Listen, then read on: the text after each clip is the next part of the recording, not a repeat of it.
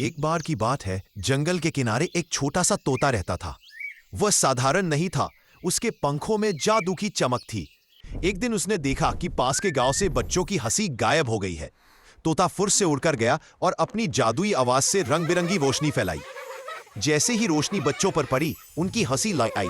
सबने खुश होकर कहा, हमारा जादुई तोता हमेशा सुरक्षित रहे। और तोता फिर आसमान में उड़ गया, नई खुशी बांटने। लेकिन अभी भी तोता उदास है, क्योंकि किसी ने चैनल को सब्सक्राइब नहीं किया और वीडियो को लाइक नहीं किया। प्लीज चैनल को सब्सक्राइब करें और वीडियो को लाइक करें।